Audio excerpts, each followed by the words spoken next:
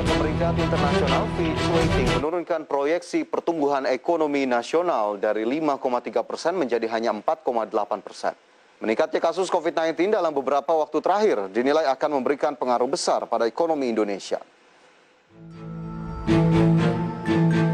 Lembaga Pemeringkatan Internasional Fitch Ratings menurunkan proyeksi pertumbuhan ekonomi nasional dari 5,3% menjadi 4,8%.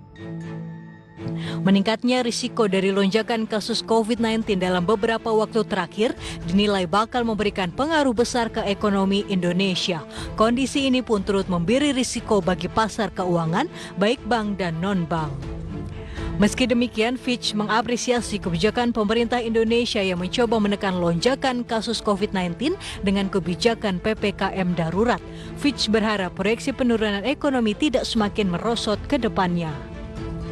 Fitch melihat dampak peningkatan kasus COVID di dalam negeri bisa memberi dampak ke sektor keuangan, di mana debitur akan meminta perpanjangan restrukturisasi pinjaman kepada bank dan non-bank.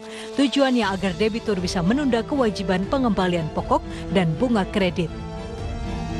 Padahal menurut catatan Fitch, restrukturisasi kredit di 12 bank besar sudah naik 21,5% pada kuartal pertama tahun 2021. Permintaan ini lebih tinggi dari kuartal pertama tahun lalu sebesar 5,5%. Kondisi ini membuat rasio kredit bermasalah turut membengkak dari 2,6% menjadi 3,1% pada kuartal 1 tahun ini.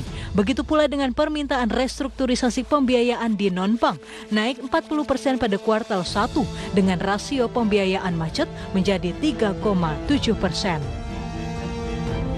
Hanya margin bunga bersih atau net interest margin bank yang diperkirakan tetap tumbuh di tengah bayang-bayang lonjakan kasus. Proyeksi ini berasal dari realisasi net interest margin bank sekitar 4,6% pada kuartal 1 2021. Berbagai sumber IDX Channel.